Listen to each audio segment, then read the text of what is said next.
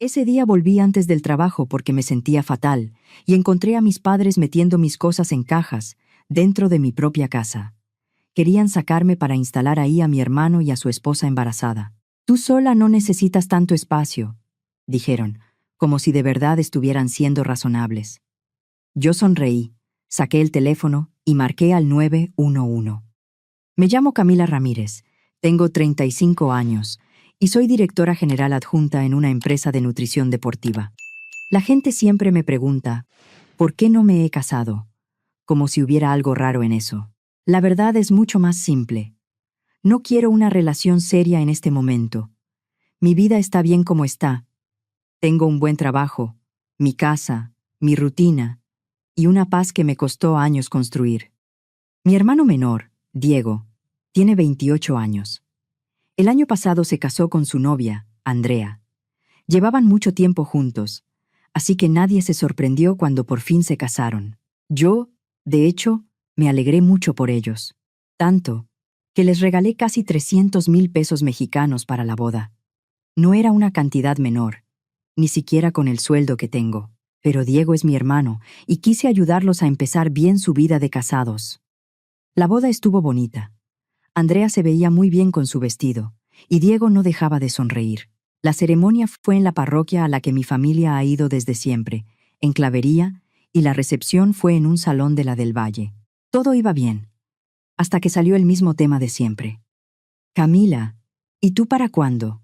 Me soltó mi tía Laura en plena comida, con una sonrisa que no tenía nada de inocente. Ya eres la única soltera de la familia, agregó mi tía Marta, como si me estuviera diciendo algo que yo no supiera. Mi mamá tampoco se quedó atrás. Ya me imagino lo bonito que se oirían unos niños corriendo en esa casa tan grande que tienes. Yo sonreí y asentí, como siempre. Por dentro, solo le pedía paciencia a la vida para no perder la calma. Mi familia se comporta como si estar soltera fuera una falla, como si todo lo que he construido no valiera y no tengo marido ni hijos. Después de la boda, Diego y Andrea se fueron a vivir a un departamento tipo estudio que es de mis padres, en Nueva Santa María. Es pequeño, sí, pero está bien, y además, no pagan renta. Mis papás prácticamente se los prestaron. Mi mamá me pidió que los ayudara con los servicios, y desde entonces yo cubría la luz y el gas todos los meses. No me molestaba ayudar. Siempre he sido así con mi familia. Pero, a veces, sí me preguntaba si de verdad lo agradecían. Los primeros meses después de la boda estuvieron tranquilos. Andrea me parecía agradable. En las comidas familiares de los domingos, en casa de mis padres, en Clavería, siempre se mostraba amable conmigo. Me daba las gracias por ayudar con los pagos y me preguntaba cómo iba todo en la empresa. Yo pensaba que nos llevábamos bastante bien. He trabajado duro para llegar a donde estoy. Empecé a trabajar a los 16 años. Estudié la carrera, seguí preparándome, y me fui abriendo paso dentro de la misma empresa durante 13 años. Hace 3 años me nombraron directora general adjunta. Gano bien, muy bien, pero no porque me haya caído del cielo. Me he partido el alma por cada escalón que subí. Hace 2 años me compré mi casa en Campestre Churubusco, en Coyoacán. Tiene 4 recámaras, una cocina amplia, buena luz y un patio trasero que fue lo primero que me enamoró cuando la vi. Me tomó meses encontrarla. Vi muchísimas propiedades antes de decidirme. Quería algo cerca de la oficina, en una zona tranquila, algo que de verdad sintiera mío. Cuando firmé las escrituras, sentí que por fin había llegado a un lugar que me había ganado sola. Saqué una hipoteca fuerte, di un enganche con mis ahorros y durante años me ajusté en todo para poder pagarla. Esa casa la compré con mi dinero. Nadie me la regaló, nadie me la heredó. Cada metro me costó años de trabajo. Cuando me mudé, les di a mis padres una copia de la llave por cualquier emergencia. Me ayudaron con unos muebles y, en ese momento, me pareció lo más normal del mundo. Son mis padres, pensé. Confiaba en ellos por completo. Las comidas familiares de los domingos existían desde que Diego y yo éramos niños. Nos sentábamos alrededor de la misma mesa de siempre, en la casa donde crecimos, y mi mamá preparaba lomo al horno o pollo en salsa con arroz rojo. En teoría, era un espacio para convivir, ponernos al día, sentir que seguíamos siendo una familia unida. Durante años funcionó. O, al menos, eso creí. Pero con el tiempo, algo empezó a cambiar. Andrea comenzó a soltar comentarios cada vez más incómodos durante esas comidas. Nunca decía las cosas de frente. Lo hacía con cuidado, como quien no quiere la cosa. Comentaba que el estudio ya les quedaba apretado. Hablaba de lo cómodo que debía ser tener tanto espacio para una sola persona. Nunca decía mi nombre, pero todos sabíamos de quién hablaba. Sí está difícil, dijo un domingo, mientras cortaba su pollo. Hay gente sola viviendo en casas enormes y parejas casadas acomodándose donde apenas cabe la cama.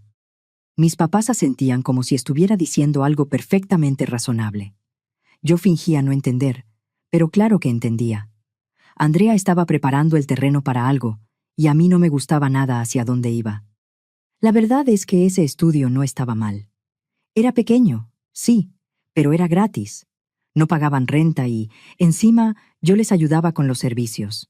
Muchísimas parejas de su edad habrían querido una oportunidad así. Pero Andrea hablaba como si lo estuvieran viviendo en condiciones terribles. Al principio traté de no engancharme. Las dinámicas familiares son complicadas y no quería armar un problema por unos comentarios. Pero las indirectas siguieron y se fueron volviendo menos sutiles. Andrea suspiraba cuando hablaba de su departamento. Decía cosas como que en mi casa hasta sobraba espacio. Diego empezó a sumarse también. Algún día queremos tener hijos. Soltó una tarde mirándome fijo. Y los niños necesitan espacio. Lo dijo como si yo tuviera que ofrecer algo. Como si mi casa fuera una pieza pendiente en su plan de vida. Lo peor era ver cómo reaccionaban mis padres. Les daban la razón en todo. Parecía que yo era egoísta solo por vivir en mi propia casa. Como si se les olvidara que yo llevaba años ayudando económicamente a todos. Yo pagaba los servicios de Diego y Andrea. Yo había dado una cantidad fuerte para la boda. Yo también les había prestado dinero a mis padres cuando se les complicaba algún gasto. Y aún así, de alguna manera, la egoísta era yo por no ceder la casa que me costó 13 años poder comprar. No tenía sentido. Pero a nadie le importaba que no tuviera sentido. 3 meses después de que empezaron esos comentarios, llegué a la comida del domingo y sentí algo raro desde que entré. Todos se veían extraños. Mis padres se cruzaban miradas con Diego y Andrea, como si compartieran un secreto. Andrea no podía dejar de sonreír. No era su sonrisa amable de siempre. Era una sonrisa enorme, contenida, como la de alguien que está esperando el momento exacto para dar una noticia. Diego, además, no dejaba de tocarle el vientre con una ternura demasiado evidente. No soy tonta. En cuanto los vi, lo supe. Andrea estaba embarazada, y esa tarde lo iban a anunciar. La verdad es que me dio gusto. Diego siempre ha sido bueno con los niños, y Andrea, con todo y sus indirectas, me parecía capaz de ser una buena mamá. Un bebé se sentía como una noticia feliz para la familia. Incluso pensé, por un segundo, que a lo mejor eso haría que dejaran de estarme molestando con el tema de mi soltería. Nos sentamos a la mesa como cada domingo. Mi mamá había hecho lomo al horno, y el olor llenaba toda la casa. Pero antes de que empezáramos a servirnos, Diego se aclaró la garganta y pidió atención. Andrea y yo les queremos contar algo, dijo, tomándola de la mano. Vamos a ser papás. Mis padres reaccionaron como si no supieran nada, aunque era obvio que ya estaban enterados. Mi mamá se puso a llorar de emoción, se levantó a abrazar a Andrea, y mi papá le estrechó la mano a Diego con una sonrisa de orgullo que yo hacía mucho no veía. «Felicidades», dije, y lo decía de corazón.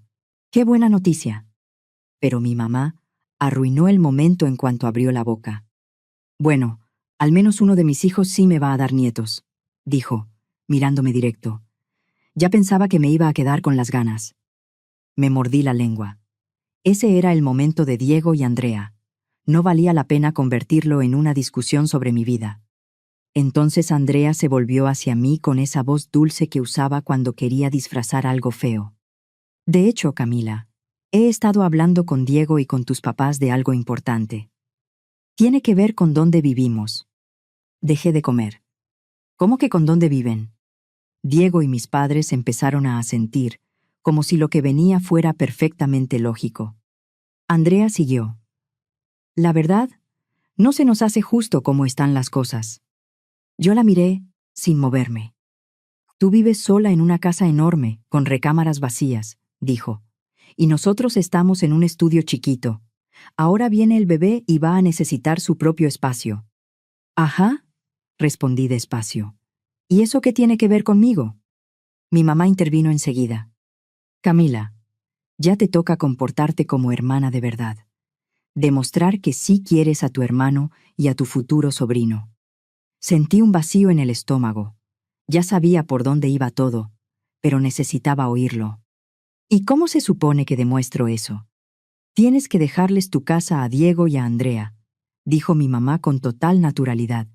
Ellos la necesitan más que tú. Me quedé viéndola. De verdad pensé que había escuchado mal. ¿Hablas en serio? Claro que hablamos en serio, dijo mi papá. Tú te pasarías al estudio donde viven ellos ahora. Hasta podríamos hacerlo formal. Tú le cedes tu casa a Diego, y nosotros te dejamos el estudio. Volteé a ver a todos. No estaban bromeando. No era una ocurrencia. Habían hablado de esto entre ellos, y habían llegado a la conclusión de que yo tenía que entregarles mi casa. No, dije, poniéndome de pie. Ni hablar. Camila, soltó mi mamá, ya molesta. No seas egoísta. ¿Egoísta? No podía creer lo que estaba escuchando. Esa casa me costó 13 años de trabajo. Ahorro tras ahorro. La compré yo. La pagué yo. Me la gané yo. Eres una solterona que ni se va a casar ni va a tener hijos, dijo mi papá, con una frialdad que me atravesó. ¿Para qué quieres una casa así? La palabra me cayó como una bofetada. Mi propio padre llamándome así, como si mi vida no valiera por no parecerse a la que él quería. Diego también se metió. Estás siendo muy ambiciosa, Camila. A la familia se le responde. Me reí, pero fue una risa seca, amarga. ¿Ambiciosa? Les di casi 300,000 pesos mexicanos para su boda. Les pago servicios todos los meses. ¿En qué parte exactamente soy ambiciosa? Eso es distinto, dijo Diego. No, no es distinto, respondí de inmediato. Estoy cansada de que me quieran poner como la mala. Estoy cansada de que todo el tiempo me exijan más. Estoy cansada de que parezca que tú siempre importas más que yo. Eso no es cierto, dijo mi mamá, pero ni ella sonó convencida. ¿No? Entonces ahí les va una solución, dije. Vendan el estudio, denlo como enganche y cómprenles algo a Diego y a Andrea. Mis padres se quedaron callados un segundo. No podemos andar pagando otra hipoteca, dijo mi papá. Entonces, vivan dentro de lo que pueden pagar, respondí agarrando mi bolsa. Pero no sueñen con quitarme mi casa solo porque no quieren poner su propio dinero. Me dirigí a la puerta y detrás de mí empezaron los gritos. «Estás siendo ridícula», gritó mi mamá. «Egoísta», soltó mi papá. «¿De veras te estás pasando?», me gritó Diego. Me volteé una última vez. Se acabó esta conversación. No les voy a dar mi casa, y eso no va a cambiar. Me fui de ahí temblando de coraje. Cuando llegué a mi casa, entré y me quedé quieta unos segundos, viendo todo. El sillón que me tomó meses comprar, la mesa de la cocina donde desayuno todos los días, mi recámara, con esa luz de la mañana que me hizo enamorarme de la casa desde la primera visita. Ese era mi hogar. Me había ganado cada rincón, y no se lo iba a entregar a gente que pensaba que yo no lo merecía. Podían llamarme egoísta, fría, o lo que quisieran. Podían seguir con el discurso de que primero está la familia. Pero esa casa era mía, y no pensaba ceder. Me hice un té y me senté en la sala, mirando hacia el patio.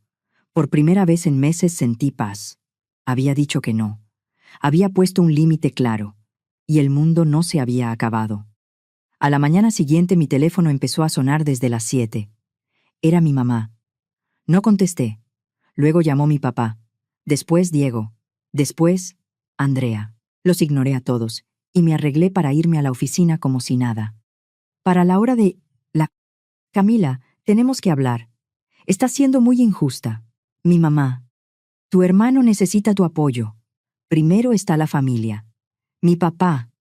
Andrea lloró toda la noche por lo que dijiste.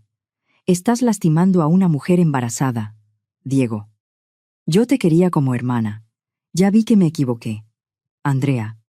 Borré todo sin responder. Querían hacerme sentir culpable y ya no estaba dispuesta a entrar en ese juego. Las llamadas siguieron 3 días más. Cada vez que sonaba el teléfono, era uno de ellos tratando de cansarme. También dejaron audios, cada uno, más dramático que el anterior. Camila, habla tu madre. Estás destruyendo a esta familia con tu egoísmo. Soy tu padre. Me decepcionaste. Para esto no te criamos. Soy Diego. La salud de Andrea se está viendo afectada por el estrés que le estás causando. Si algo le pasa al bebé, va a ser por tu culpa. Ese último sí me hizo enfurecer. Ahora querían cargarme también cualquier complicación del embarazo. Como si negarme a entregar mi casa pudiera poner en riesgo a un bebé. Era absurdo, manipulador y muy bajo. Le enseñé los mensajes a mi compañera Daniela en la oficina. Llevamos 8 años trabajando juntas, y conoce bastante bien mi situación familiar. ¿Hablan en serio?, me preguntó, leyendo el mensaje de Diego. Al parecer sí, le dije. Según ellos, estoy destruyendo un embarazo por no regalar mi casa. Eso está fuera de toda lógica. Lo sé, pero necesitaba oírlo de alguien más. Daniela me devolvió el teléfono y me miró fijo. No cedas. Ni se te ocurra. Esa casa te costó demasiado. No tienen ningún derecho sobre ella. Conforme pasaban los días, los mensajes se ponían más raros. Mi mamá me mandó un versículo bíblico sobre amar al prójimo. Mi papá me envió la historia de una mujer que ayudó a su hermana vendiéndole una propiedad a precio bajo. ¿Podrías poner el ejemplo?, escribió debajo. Todavía estás a tiempo. Me reí sola cuando lo leí. Querían que yo pusiera el ejemplo renunciando a todo lo que había construido. Eso no era nobleza. Era dejarse pisotear. Andrea fue la peor. Me mandó una foto del ultrasonido con el texto. Tu sobrino va a necesitar un cuarto. Ojalá pienses en eso. Otro día me mandó una foto de su estudio, con la cama pegada a la pared y unas cajas apiladas, y escribió: ¿De verdad quieres que tu familia viva así? Me dieron ganas de responderle que vivían ahí gratis, pero no lo hice. Cualquier reacción mía solo les iba a dar más cuerda. Al final de la semana, las llamadas y los mensajes empezaron a bajar. Pensé que quizá, por fin, habían entendido que no iba a cambiar de opinión. Debí saber que no iba a ser tan simple. Ese viernes fui a trabajar normal, pero cerca del mediodía empecé a sentirme muy mal. Ya traía fiebre, me dolía la cabeza y sentía el cuerpo cortado. Le avisé a mi jefe que no me sentía bien y que me iba a ir temprano. Salí de la oficina poco después de las 2 de la tarde. Cuando entré a mi calle y vi mi casa, supe de inmediato que algo andaba mal. Había un camión de mudanza estacionado justo enfrente. También estaba el coche de mis padres. Sentí que el corazón se me fue al piso. Me bajé del coche, abrí la puerta con mi llave y entré. Lo que vi me dejó helada. Mis padres estaban dentro de mi casa, empacando mis cosas. Mi mamá estaba envolviendo mis platos en periódico. Mi papá sacaba libros del librero y los metía en cajas. Habían abierto cajones. Habían movido cosas de su lugar. Mi casa parecía estar detenida a la mitad de un despojo. ¿Qué está pasando aquí?, grité. Los dos se sobresaltaron. Literalmente parecían 2 personas sorprendidas robando, que era exactamente lo que estaban haciendo. «Ah, Camila», dijo mi mamá, intentando sonar tranquila. «Pensamos que estabas en la oficina». «Te hice una pregunta», dije, conteniéndome a duras penas. «¿Qué están haciendo en mi casa?» «Te estamos ayudando con la mudanza», respondió mi mamá, como si no hubiera nada raro en esa frase. «Diego y Andrea se van a venir a vivir aquí, y tú te vas al estudio». Yo la miré, incrédula. «Yo ya les dije que no iba a hacer eso». «Todos decidimos que no necesitas tanto espacio», respondió mi papá, sin dejar de tocar mis cosas. «No es justo que tengas una casa así mientras ellos van a tener un bebé». «No me importa lo que ustedes hayan decidido», dije, sintiendo que me temblaba la voz. «Esta casa es mía». Pero siguieron empacando como si yo no estuviera ahí. Mi mamá dobló uno de mis suéteres y lo metió en una caja. Mi papá envolvió un portarretratos y lo dejó junto a otras cosas. Paren, dije. Paren de empacar mis cosas ahora mismo. Camila, no hagas esto más difícil de lo que ya es, me respondió mi mamá. Ahí fue cuando entendí que no iban a detenerse. No con palabras, no con lógica, no con nada. Subí a mi recámara, cerré la puerta y marqué al 911. Necesito reportar que se metieron a mi casa sin permiso, dije en cuanto me contestaron. Están sacando mis pertenencias y no se quieren ir. La operadora me hizo unas preguntas rápidas, si estaba en peligro inmediato, si conocía a las personas, si seguían dentro del domicilio. Sí, siguen aquí. Son mis padres, pero no tienen permiso para estar en mi casa ni para mover mis cosas. Ya se canalizó la unidad, me dijo. No se exponga y espere apoyo. No tardaron mucho en llegar. Bajé a abrir y les expliqué todo a los 2 policías que entraron conmigo. Mis padres intentaron fingir que todo era un malentendido. «Oficial, es nuestra hija», dijo mi papá. «Solo la estamos ayudando con su cambio». «¿Su hija les pidió ayuda?», preguntó uno de los policías. Mi papá se quedó callado un segundo. «Bueno, no exactamente, pero somos su familia». El otro oficial se volvió hacia mí. «Señora, ¿usted les dio permiso de entrar o de llevarse sus cosas?» «No», dije con toda claridad. Les dije varias veces que no me voy a mudar a ningún lado. No tenían autorización para entrar, ni para mover nada, ni para contratar una mudanza. Los policías intercambiaron una mirada y luego voltearon hacia mis padres. Señora, van a tener que acompañarnos». «Esto es ridículo», gritó mi mamá. «Soy su madre». «Eso no les da derecho a meterse a su casa sin permiso», respondió el segundo oficial. Mi mamá empezó a gritar más fuerte y a discutir con ellos. Mi papá perdió el control y se fue encima de uno de los policías. No alcanzó a hacer mucho porque lo sujetaron de inmediato. Ahí mismo lo esposaron. A mi mamá también se la llevaron porque se negó a salir y siguió enfrentándose con los oficiales. Yo me quedé parada en la sala, viendo cómo se los llevaban. El personal de la mudanza miraba sin entender nada. «¿Y las cajas?», preguntó uno de ellos, nervioso. «Vuelvan a dejar todo donde estaba», respondí. «Y el cobro se lo hacen a quien los contrató». Cuando por fin se fueron todos y la puerta se cerró, me senté en la cocina y me quedé inmóvil. Mis propios padres se habían metido a mi casa para obligarme a irme. De verdad habían llegado al punto de pensar que podían decidir por mí. Entrar, empacar y cambiarme la vida porque sí. 2 horas después, me llamó mi mamá desde la agencia del Ministerio Público. «Camila, tienes que retirar esto», dijo con esa voz de autoridad que conmigo ya no funcionaba.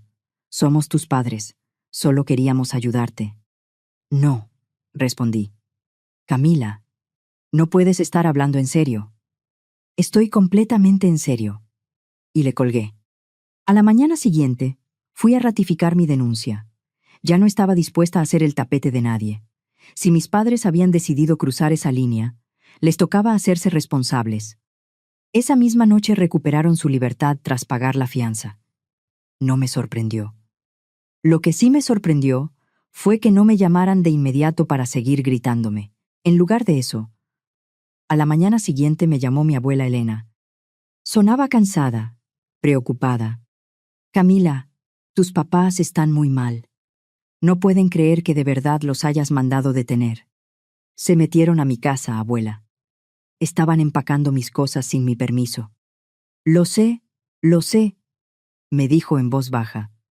«Y yo les dije que no tenían ningún derecho sobre tu casa. Pero llamar a la policía por tus propios padres es algo muy fuerte. ¿Y qué querías que hiciera? ¿Pedirles por favor que dejaran de robarme?» Ella suspiró. «No lo sé. Esto ya se salió de control. Yo no lo saqué de control. Ellos lo hicieron». Hubo un silencio. «Tal vez tengas razón», admitió. «Pero no dejes que esto destruya a la familia». No pude evitar responderle. «¿Cuál familia, abuela? Porque una familia te cuida, no te usa. Una familia no planea quitarte tu casa». Después de esa llamada, No supe nada de nadie durante 3 días. Y, la verdad, el silencio fue un alivio. Sin llamadas agresivas, sin mensajes para hacerme sentir culpable, sin exigencias, solo paz. Hasta que llegó una carta. Venía a mi nombre, escrita a mano por mi mamá, en su papelería elegante de siempre. La abrí en la cocina y empecé a leer. Camila. Después de pensarlo mucho y de hablarlo con tu padre y con tu hermano, hemos decidido sacarte de nuestra vida. Ya no te consideramos nuestra hija. Tus actos egoístas nos dejaron claro que no te importa tu familia. Elegiste una casa por encima de tu propia sangre. No volveremos a buscarte y no queremos que tú nos busques. Firma. Tu ex madre. Leí la carta 2 veces y la dejé sobre la mesa. Esperé sentir tristeza, rabia, dolor, algo. Pero lo que sentí fue alivio. Ellos creían que esa carta me iba a destrozar. Seguramente imaginaron que yo iba a llorar, a pedir perdón, a rogarles que me aceptaran de vuelta. Pero lo único que sentí fue una libertad inmensa. Ya no iba a tener que soportar sus críticas constantes. Ya no iba a tener que justificar mi vida. Ya no iba a tener que escuchar que todo lo mío valía menos porque yo era mujer, soltera e independiente. Me serví un café y me senté en la sala a ver mi casa, la que me había costado 13 años poder comprar, la que casi pierdo por la ambición y el descaro de la gente que se suponía que más me quería. Las semanas siguientes fueron las más tranquilas que había tenido en años. Iba a trabajar, volvía a mi casa, descansaba, leía, veía películas, cenaba en paz. Ya no tenía que preocuparme por la comida del domingo. Ya no había drama familiar. Ya no había nadie diciendo que yo era egoísta por vivir la vida que elegí. Supe por mi abuela que Diego y Andrea seguían en el estudio. Un día, en una de nuestras llamadas me dijo: ahí siguen, ya se están acomodando. El bebé nace en unos meses y de alguna manera se están organizando. ¿Y mis papás?, pregunté. Están pensando en vender la casa y también el estudio, me dijo. Quieren comprar 2 lugares más pequeños, uno para ellos y otro para Diego y Andrea. Me quedé callada un momento. Eso pudieron haber hecho desde el principio. Sí, respondió mi abuela, muy seria. Yo creo que solo quisieron aprovecharse de ti. Pensaron que no ibas a oponerte. Pues, se equivocaron. Tiempo después me enteré de que, efectivamente, llevaban meses hablando de ese plan. Se habían convencido entre ellos de que yo no merecía esa casa porque estaba soltera y no tenía hijos. Creyeron que iba a ser demasiado buena para negarles algo así. Creyeron que me iba a dar miedo romper la armonía familiar. Se equivocaron en las 2 cosas. Lo más irónico es que, si se hubieran acercado a mí de otra manera, quizá los habría ayudado. Si mis padres me hubieran hablado con respeto y me hubieran dicho que querían apoyar a Diego y a Andrea para conseguir algo mejor, quizá habría considerado prestarles dinero o aportar algo. Siempre he sido generosa con mi familia. Pero ellos no querían pedir ayuda. Querían quitarme algo que sentían que yo no debía tener. Querían castigarme por salir adelante sola. 6 meses después, supe que sí hicieron lo que habían dicho. Vendieron las 2 propiedades y compraron 2 lugares más pequeños. Diego y Andrea se fueron a un departamento de 2 recámaras. Mis padres, a un condominio. Al parecer, todos quedaron conformes con eso. Yo también. Seguía viviendo en mi casa, la casa que tanto trabajo me costó comprar. Seguía con mi puesto, con mi independencia y, sobre todo, con una tranquilidad que antes no conocía, porque siempre estaba intentando complacer a personas que nunca iban a estar satisfechas conmigo. A veces extraño la idea de tener una familia. Extraño lo que se suponía que eran los domingos, las comidas largas, las fechas importantes, esa sensación de pertenecer a algo. Pero no extraño las críticas, no extraño la manipulación, no extraño sentir que nada de lo que hacía era suficiente, si no vivía como ellos querían. Mi vida ahora es silenciosa, sí, pero es mía. Yo tomo mis decisiones.